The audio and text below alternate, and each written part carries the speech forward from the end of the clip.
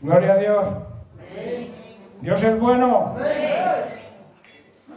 Sigue amándonos. Su amor es infinito. Nunca deja de amarnos, a pesar de nosotros, ¿no?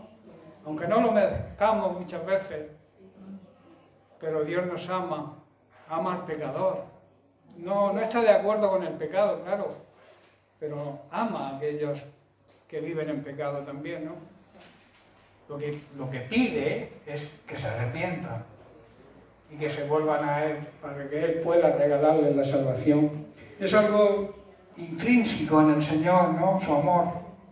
Es su esencia. La esencia de Dios es el amor.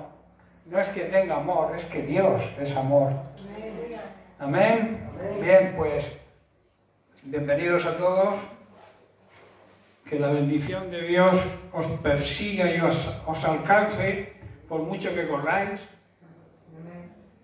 Por mucho que corráis, la bendición de Dios os alcance.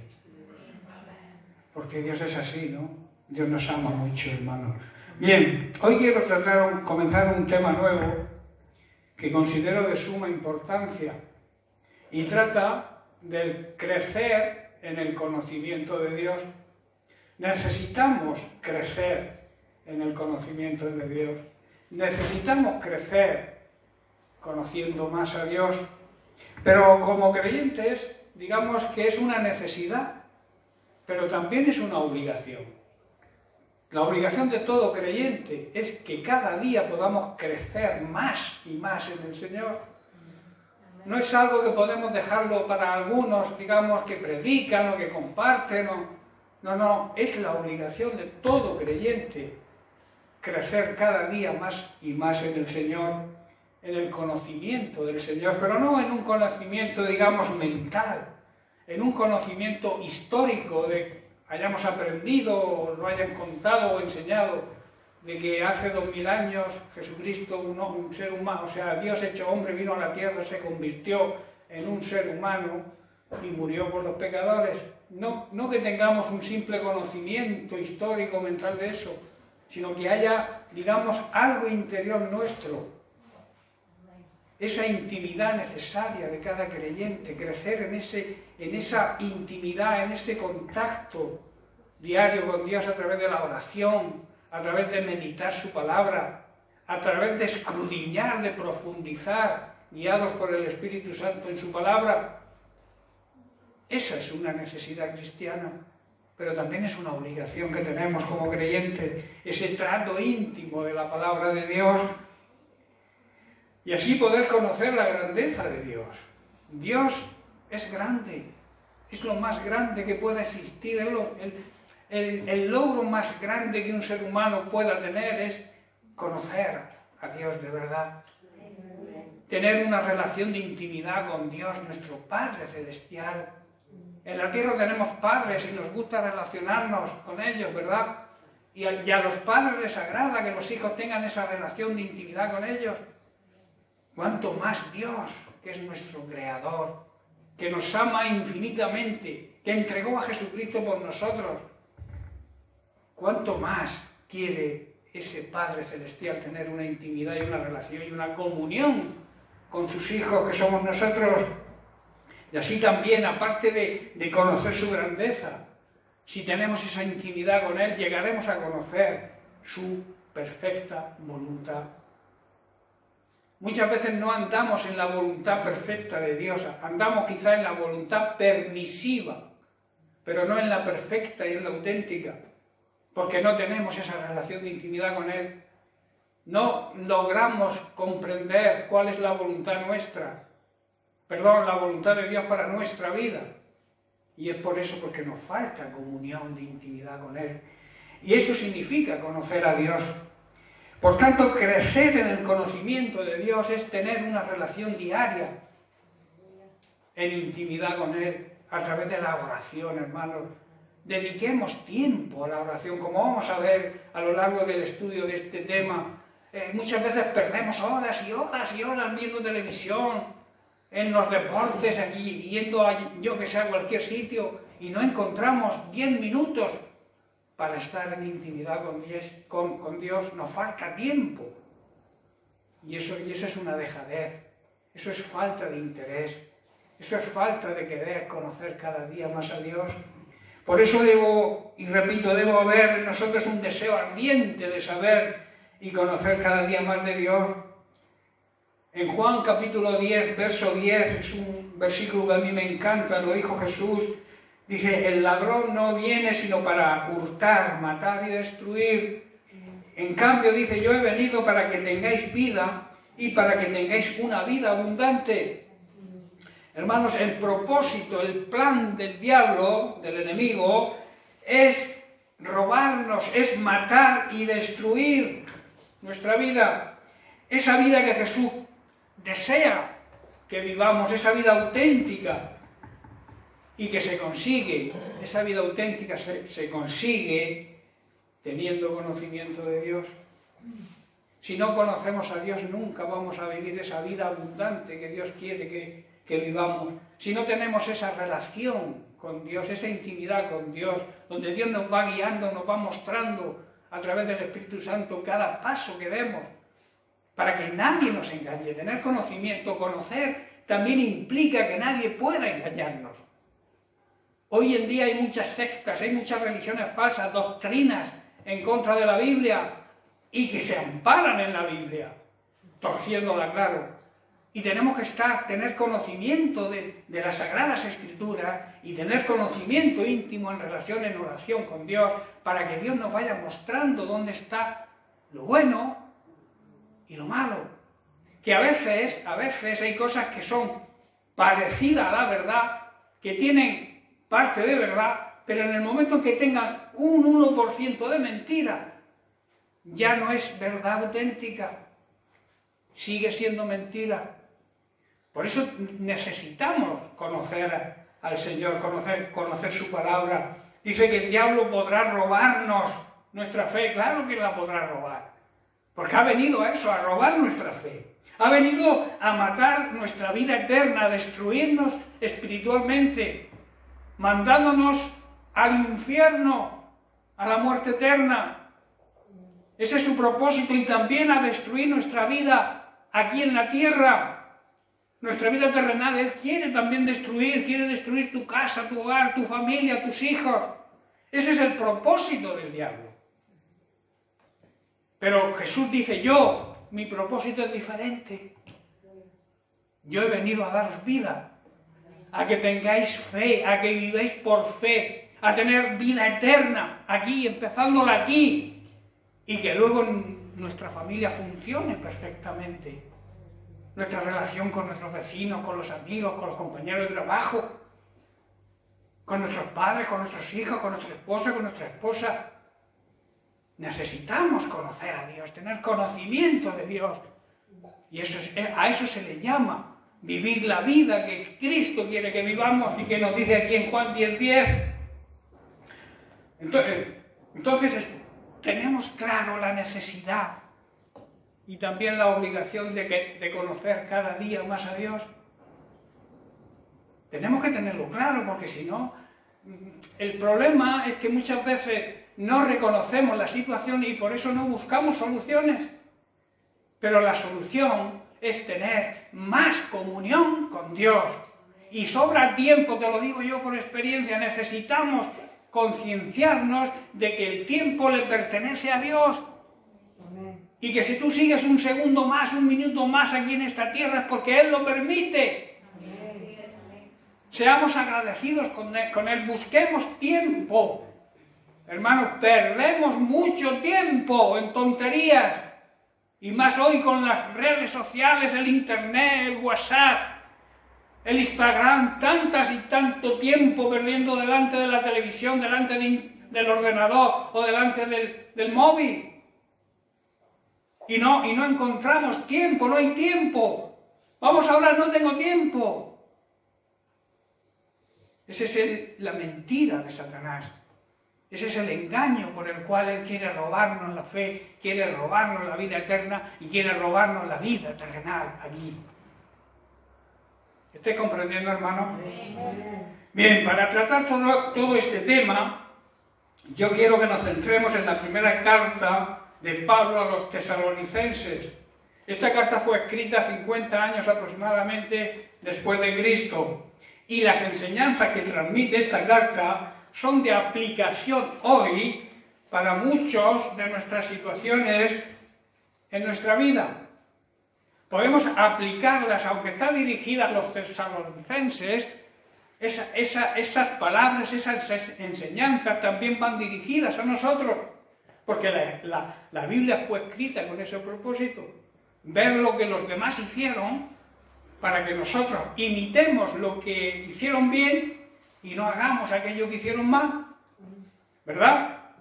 Entonces vamos a ir estudiando a lo largo de varias semanas, porque no creo terminar hoy. Vamos a ir analizando esta carta y las enseñanzas que podemos encontrar en ella, con respecto a conocer cada día más la palabra de Dios, a conocer cada día más el mensaje de Cristo. En primer lugar, el apóstol les está recordando que la persecución que estaban padeciendo, incluso de parte de sus propios conciudadanos, o sea, los judíos mismos eran perseguidos por ellos, o sea, la iglesia primitiva eran perseguidos por los propios judíos. Y eran aquellos que habían perseguido y habían crucificado a Jesucristo, y Pablo les recuerda que ellos iban a tener o tenían la misma persecución que habían tenido los profetas del Antiguo Testamento. Por eso en el capítulo 2 de esta carta leemos el verso 14 y 15. Dice así: porque vosotros, hermanos, vinisteis a ser imitadores de las iglesias de Dios en Cristo Jesús que están en Judea, pues habéis padecido de los de vuestra propia nación las mismas cosas que ellas, las iglesias de Judea, padecieron de los judíos. Luego aclararé todo esto y lo aplicaremos a la situación actual. Y el verso 15 dice: los cuales mataron al Señor Jesús y a sus propios profetas, y a nosotros nos expulsaron, y no agradan a Dios, y se oponen a todos los hombres. Ya Jesús lo advirtió y se enfrentó con los judíos muchas veces, con su propio pueblo, que no lo aceptó e incluso lo crucificó. Dice el verso 47 del capítulo 11 de Lucas. Dice: ¡ay de vosotros que edifican los sepulcros de los profetas a quienes mataron vuestros padres! Verso 48, de modo que sois testigos y consentidores de los hechos de vuestros padres, porque a la verdad ellos los mataron, pero vosotros edificáis su sepulcro. Y el verso 49, por eso la sabiduría de Dios también dijo: les enviaré profetas y apóstoles, y de ellos a unos matarán y a otros perseguirán. Ya Jesús lo estaba advirtiendo, que la misma persecución que habían recibido los profetas del antiguo pacto iban a ser recibidos por nosotros, por todos aquellos, aplicándolo a hoy, por todos aquellos que proclaman el Evangelio verdadero de Cristo. En otras palabras, por todos aquellos que son cristianos verdaderos, van a ser perseguidos, incluso por muchos de dentro de la iglesia. Jesús está diciendo eso. Nos advierte la Biblia, es un compendio de advertencias y de órdenes y de mandamientos de Dios para nuestro bien, para que estemos ojo a visor, para que el diablo no nos engañe. Que a veces pensamos que el diablo puede ser cualquier persona utilizada por él. Nos puede engañar. Y muchas veces consideramos a esas personas y les llamamos incluso hermanos en nuestra ignorancia, cuando están vituperando, están pisoteando el nombre de Cristo, cuando no respetan la palabra de Dios y la arreglan a su conveniencia. Ojo, la Biblia nos enseña y nos aclara y nos advierte que nadie os engañe. Pero para no ser engañados tenemos que tener conocimiento de la palabra de Dios, conocimiento de Dios. Si no, nos engañarán. Jesús advierte y de una manera profética está anunciando que los verdaderos cristianos, que los verdaderos proclamadores del Evangelio, siempre tendrán la oposición de la gente mala, de los malvados, dice la Biblia. Pablo le escribe a los tesalonicenses y les recuerda esta verdad. Y esto también, como he dicho, es de aplicación hoy. Está simbolizando que seremos perseguidos por los de fuera, pero también por los de dentro, que ese es el caso más grave. Juan 15, 18 al 20, Jesús hablando sobre la persecución de los verdaderos creyentes. Dijo, verso 18, si el mundo, o sea, si el sistema mundano os aborrece, sabed que a mí me han aborrecido antes que a vosotros. Si fuerais de este sistema mundano, si pertenecierais y siguierais a este sistema mundano, el mundo os amaría, porque os consideraría suyos. Pero porque no sois de este sistema mundano, por eso yo os elegí, os saqué, os escogí del mundo, de ese sistema. Por eso el mundo no nos puede ver, nos aborrece. Entonces la persecución, hermanos, debemos tomarla como una señal de que somos auténticos, de que andamos en la verdad, de que andamos en Cristo auténticamente y verdaderamente. Si no te persigue nadie, tienes un problema.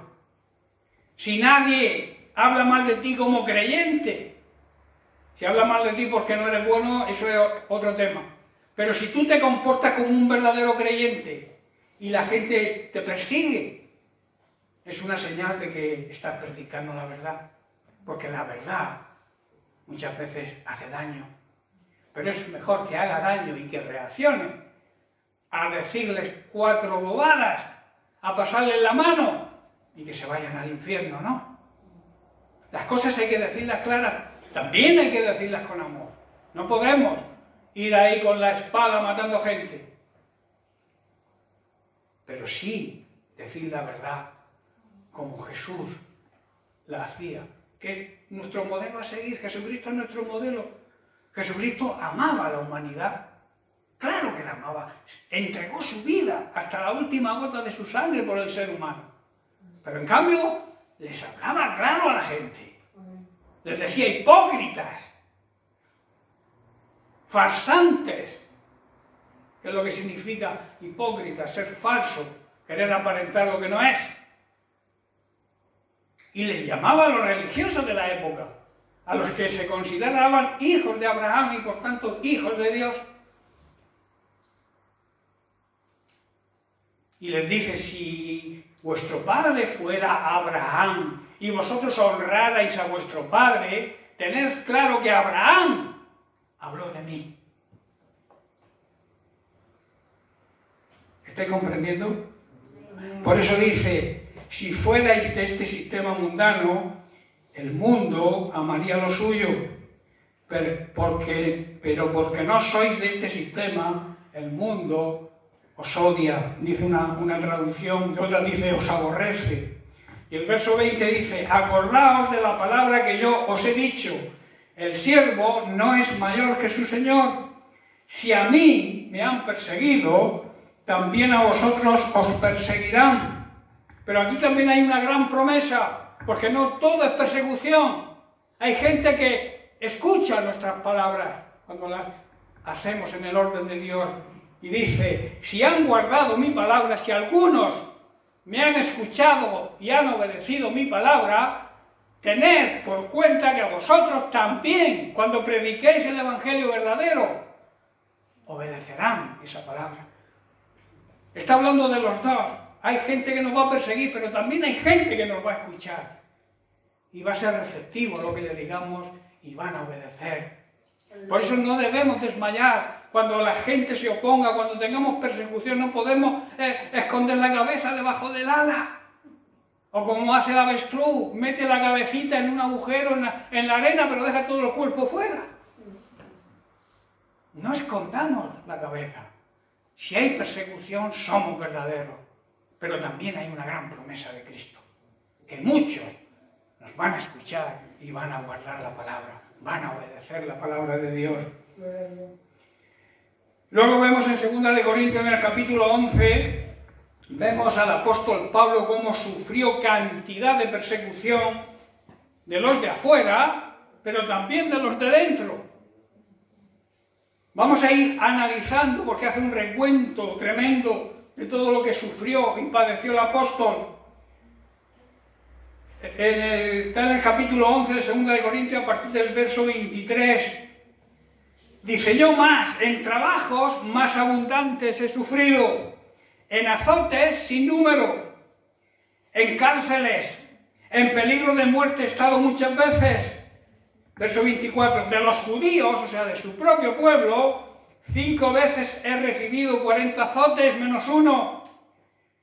3 veces he sido azotado con varas. 1 vez he sido apedreado. 3 veces he padecido naufragio.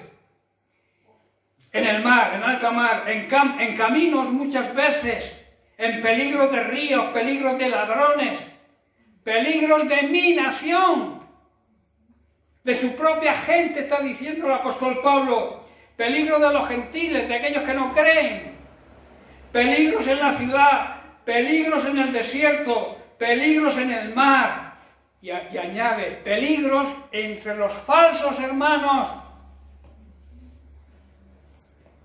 Debemos aplicar eso hoy a nuestra vida, debemos aplicar eso hoy a nuestra iglesia, porque hay falsos hermanos que tratarán de traicionarnos y de engañarnos.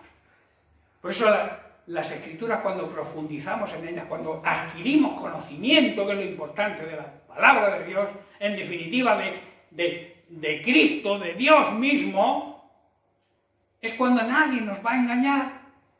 Amén. Muchos hermanos nos engañan o pretenden engañarnos, no digo aquí en Mula, digo en general, no sentirse ninguno acusado. Pero existen falsos hermanos, aquellos que te dicen, hermanito, te amo mucho, pero luego lo demuestran a la mínima, traicionándote. ¿Es así o no? Verso 27, en trabajo, en fatiga, en muchos desvelos, en hambre, sed, ayunos, frío, desnudez. Y mirad lo que más le preocupaba al apóstol Pablo. Y además de toda esta persecución, de todas estas calamidades que estoy sufriendo y estoy padeciendo, lo que sobre mí se agolpa cada día, o sea, lo que más me preocupa cada día, es la iglesia. Él podía soportar todas estas cosas, en menuda lista, ¿verdad? Pero lo que más le preocupaba a él no era la persecución, sino la iglesia. Que la iglesia fuera una iglesia santa. Santa significa apartada y dedicada a un culto divino, a Dios. Esa es la preocupación de Pablo y debe ser. Y hoy también es mi preocupación, de que la iglesia sea una iglesia santa, que viva en santidad. Que viva apartada, quiere decir, de todo pecado, de toda contaminación, sirviendo a Dios. Pero para eso, hermanos, es necesario algo importante: la transformación. La transformación que nos hace el nuevo nacimiento. Si tú no has cambiado de forma de vivir, solamente has cambiado de religión, es que no has nacido de nuevo. Porque no has sido transformado. Aquel que ha sido transformado, si robaba antes, ya no roba. Si vivía en adulterio, ya no vive en adulterio, arregla su situación. Si mentía, ya no miente. Eso significa transformación, cambio radical, metamorfosis. Yo siempre pongo el ejemplo de la metamorfosis del gusano. El gusano se arrastra por el suelo, come cosas del suelo, pero cuando sufre la transformación se convierte en una crisálida y después en una mariposa. Y la mariposa ya no se arrastra por el suelo, ya mira desde otra perspectiva y come de otra cosa, come la miel que hay en las flores y no la porquería que come el gusano en el suelo. Eso significa transformación. No transformarnos exteriormente, no hacer las cosas en apariencia, sino una transformación interna, un cambio total, pero interno. Da igual cómo te vistas, da igual lo que quieras aparentar, si no ha habido un cambio real dentro de ti, no has nacido de nuevo. Y ese cambio no te permite el pecado. Puedes errar, puedes fallar, puedes cometer un fallo al blanco, que es lo que significa pecado. Pero te arrepientes y tenemos a Jesucristo como abogado. Pero la importancia de entender la diferencia entre cometer un error, cometer un pecado espontáneo, que vivir conscientemente, consintiendo el pecado en nuestra vida. Eso es lo que no puede perdonar Dios hasta que te arrepientes y cambies de actitud. ¿Estás comprendiendo, hermano? Amén. Es un tema que he repetido muchas veces y quizás me haga pesado en ello, pero es que es la realidad del Evangelio. Si tú quieres las consecuencias de vivir una vida en santidad, de vivir una vida cristiana auténtica, tienes que vivirla y recibirás la bendición de Dios. Pero si tú decides echar por otro camino, Dios no puede hacer nada. Por tanto, hermanos, como he dicho, la persecución es una señal evidente de los cristianos verdaderos.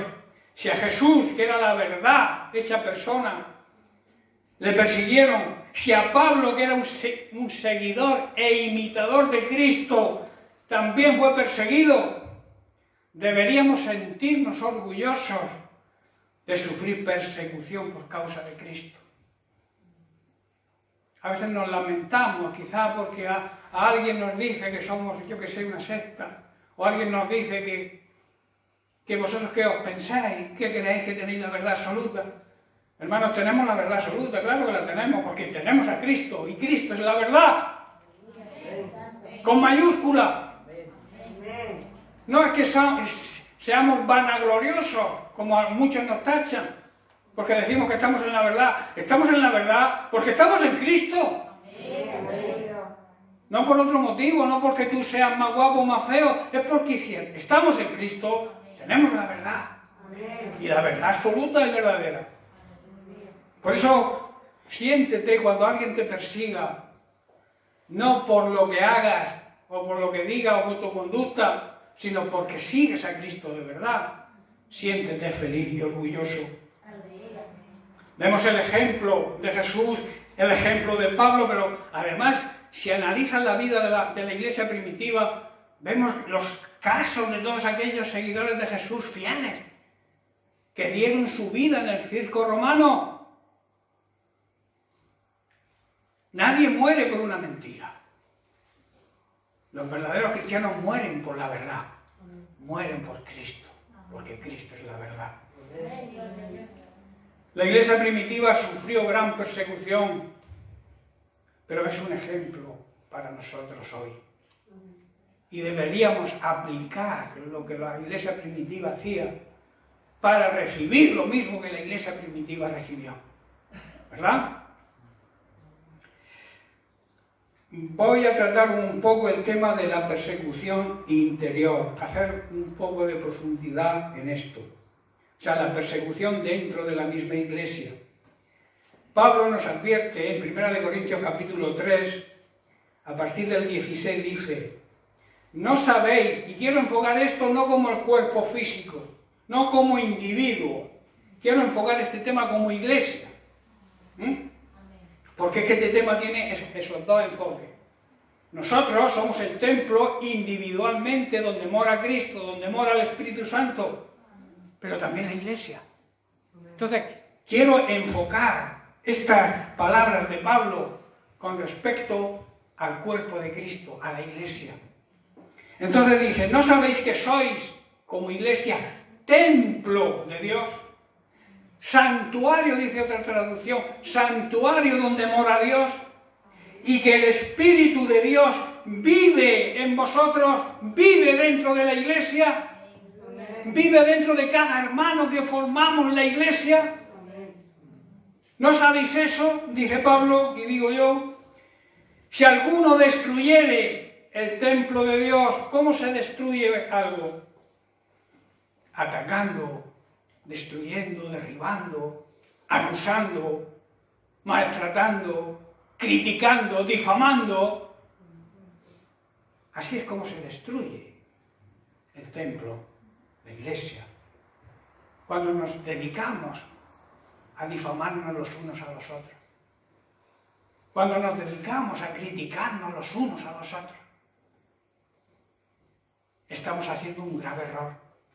Porque aparte de que no vamos a crecer espiritualmente como iglesia ni como individuo, estamos dando una imagen fuera terrible.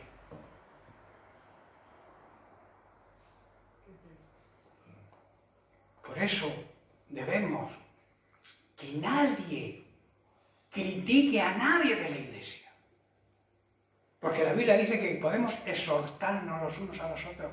Podemos decirnos, hermano, mira, observo que no andas bien, que esto que haces no es con amor. Dice que nos exhortemos los unos a los otros. No dice que nos critiquemos los unos a los otros. No dice que vayamos con el cuento a otra tercera persona para decirle que fulanito es esto o aquello, o ha hecho esto o ha dejado de hacer aquello. Eso tiene que desaparecer de la iglesia si queremos que la iglesia crezca en número y crezca en espíritu y en amor. Si queremos jugar a la religión, vamos a seguir. Pero si queremos ser la iglesia verdadera, la esposa que Él va a desposar, Jesucristo va a desposar, y quiere una esposa con unas vestiduras limpias, lino fino y resplandeciente, dice Apocalipsis, que debe ser su iglesia. La crítica mancha, la crítica es pecado, y es un pecado que destruye. Todo tipo de pecado destruye, pero la crítica, la difamación, incluso la acusación, que a veces sin ser jueces nos convertimos en jueces y juzgamos a la gente y la condenamos. Tú no eres juez, ningún juez, ninguna persona que no sea juez puede condenar a nadie.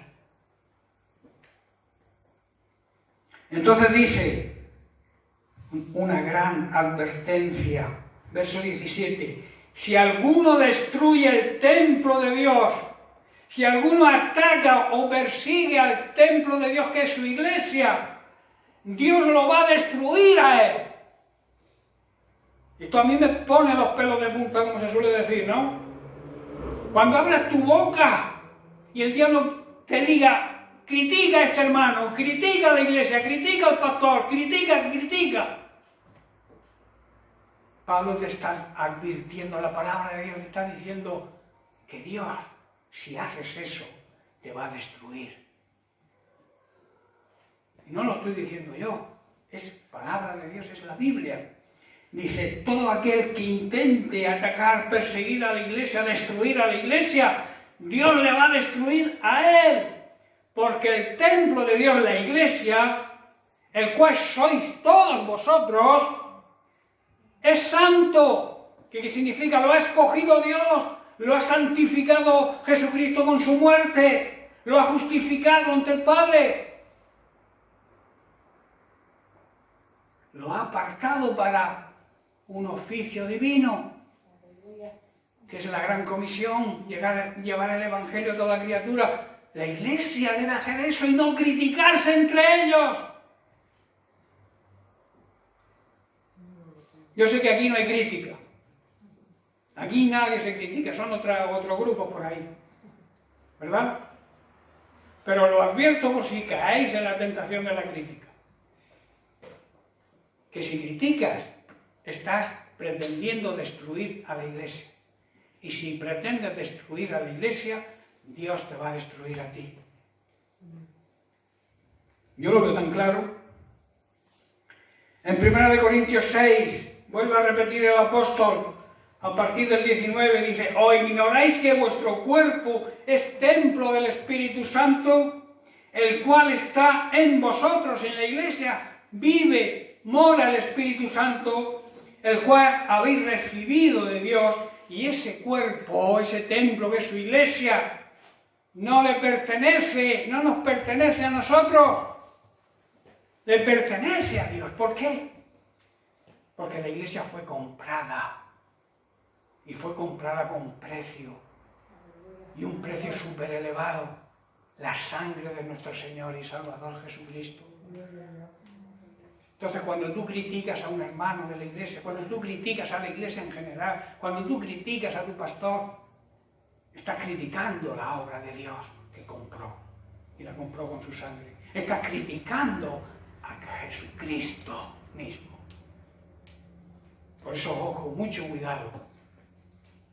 Cuando veas que alguien falla dentro de la iglesia, sea el pastor o quien sea, en vez de criticar, ora por él. Intercede por él. Que Dios nos ha llamado a eso, no a la crítica, no a la persecución interna. El enemigo nos quiere enfocar la cosa de distintas maneras de cómo tenemos que hacerla. Tiene que haber unión entre la iglesia para poder afectar al mundo de allá afuera. Y ellos tienen que ver cómo nos tratamos nosotros. Ellos tienen que ver cómo nos comportamos nosotros para poder ser impactados por nosotros. Que somos la iglesia, somos el templo, el santuario, donde mora Dios a través de su Espíritu Santo. Y dice: el cual está en vosotros, el cual tenéis de Dios, y que no sois vuestros. ¿Por qué no sois vuestros? Porque habéis sido comprados por precio. La iglesia le pertenece, pagó un gran precio, la sangre de su Hijo Jesucristo. Y si atacamos a la iglesia, estamos atacando a Jesucristo. ¿Está claro, hermano? ¿No? ¿Hay alguien que no? Si queréis lo repito. Y entonces dice: glorificad, dar la gloria a Dios en vuestro cuerpo, en vuestra iglesia. La iglesia tiene que dar la gloria a Dios con su forma de vivir y con vuestro espíritu, los cuales son de Dios. Hermanos, no debemos acarrear maldición, destrucción a nuestra vida, hablando y criticando y difamando a la iglesia. A todos los hermanos en Cristo formamos parte de ese cuerpo, y lo que digamos o hagamos lo estamos diciendo y lo estamos haciendo al mismo Dios, al mismo Jesucristo. La misión de la iglesia, hermano, hemos llevado varias semanas estudiando, es evangelizar, pero no solo de palabra. Tenemos que ser ejemplo partiendo del interior, poner en orden nuestro interior. Y cuando lo hagamos bien, cuando podamos dar un buen testimonio, entonces salir y repercutir al exterior.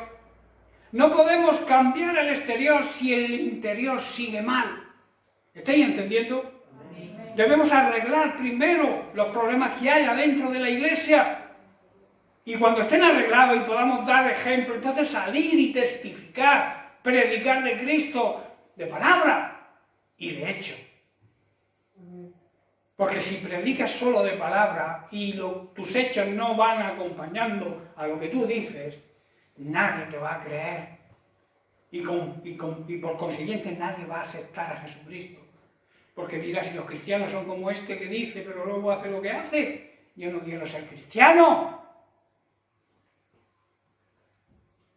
Si viene alguien y me dice que no puedo vivir sin casarme con mi compañero, y viene y ellos están viviendo así, ¿qué fuerza moral podemos tener para que ellos pongan en orden su vida si la nuestra es un completo desorden? Por eso vuelvo a repetir, tenemos que arreglar sin crítica, sin difamación, sin persecución dentro de la iglesia, tenemos que arreglar la situación. Y si vemos hermanos que continúan viviendo así, exhortarlo y decirle, hermano, tienes que cambiar por el bien tuyo y por mi bien, porque soy parte de tu cuerpo. Y si tú andas mal, el cuerpo en general no anda bien. Y lo malo que tú haces me repercute a mí. ¿Estáis entendiendo? Por eso la Biblia dice exhortaos, y no es una palabra que está escrita ahí está escrita para que lo hagamos. Exhortar es decir, hermano, cambia de vida. Que estás haciéndolo mal, que no estás viviendo de acuerdo a la palabra de Dios. No sigas pecando, no sigas mintiendo, no sigas haciendo lo que estás haciendo. Porque es malo para ti, pero también es malo para mí como parte de la iglesia que soy. ¿Estáis entendiendo, hermano?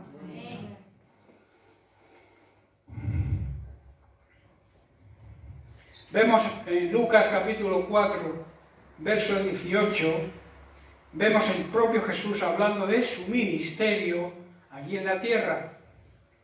Dice, el Espíritu del Señor está sobre mí, por cuanto me ha ungido, ahora voy a hablar de la unción, para dar buenas nuevas a los pobres. Me ha enviado a sanar a los quebrantados de corazón, a pregonar libertad a los cautivos y vista a los ciegos, y a poner en libertad a los oprimidos. Sobre todo, voy a hablar de la unción simbolizaba y simboliza hoy la consagración del ungido de Dios para una función particular dentro de los propósitos divinos. ¿Lo habéis entendido? La unción simbolizaba y simboliza hoy, vuelvo a repetir, la consagración, la dedicación de alguien que Dios ha escogido como ungido suyo para una función divina que Él le va a encargar. Tú y yo, la Iglesia ha sido escogida, elegida para una función divina que es la Gran Comisión, ¿verdad? Y para eso nos ha ungido. Somos ungidos. Aquel que predica que la unción no es necesaria para el caminar de la vida cristiana está en un completo error. La unción se necesita incluso para hacer una paella. Aunque veáis, es un disparate. La unción es necesaria porque somos la Iglesia de Cristo.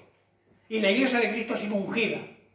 Lo mismo que Jesús fue ungido, vemos en el Nuevo Testamento, Jesús es el ungido por excelencia. Fue ungido, ¿cuándo? Por el Espíritu Santo cuando fue bautizado. Ahí recibió la unción.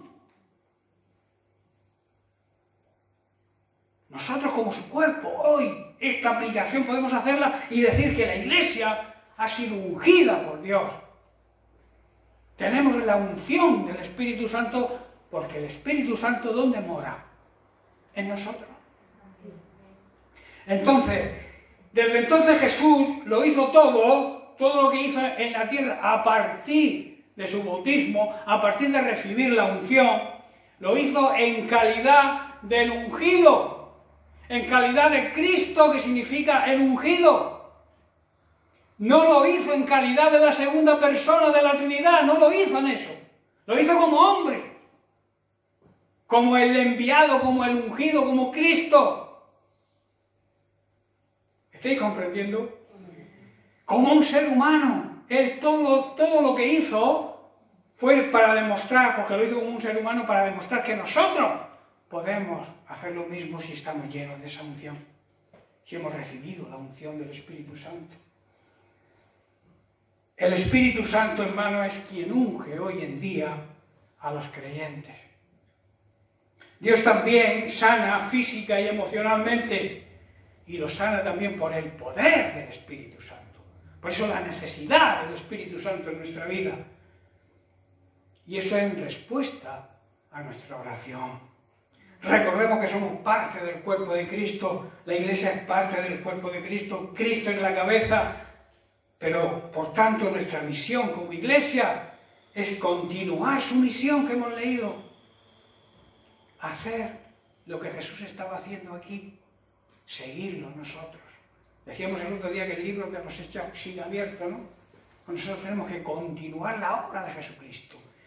Por eso tenemos que predicar las buenas nuevas de salvación, como hacía Jesucristo. Tenemos que sanar a los que están rotos, a los que tienen herido el corazón, a los que están heridos interiormente. Tenemos que proclamar que Cristo hoy nos liberta, nos da libertad, sobre todo nos liberta de la esclavitud del pecado. Y tenemos que proclamarlo, decirlo, proclamar que los ciegos espirituales van a poder ver la verdad y no vivir en la ignorancia que muchos viven, ateísmo, religiones falsas, sectas. La obligación de la Iglesia, siguiendo el ministerio de Cristo, también es ese, que los ciegos espirituales puedan ver. También liberar a todos aquellos que están oprimidos por el diablo, que están atados en drogas, en alcohol, en ludopatía, el juego, en pornografía y en tantas cosas. La obligación de la Iglesia, continuando, vuelvo a repetir, el ministerio, el trabajo de Cristo aquí en la tierra, también es ese, desatar a los que están atados por todo este tipo de cosas, hermano, que hay, que existen, y lamentablemente también dentro de la Iglesia. Por eso tenemos que primero sanarnos nosotros y después transmitir todo eso a la sociedad de ahí afuera, que es nuestro llamado. Mateo 10, versos 7 y 8, Jesús les ordena a sus discípulos, y yendo, predicar diciendo, el reino de los cielos se ha acercado.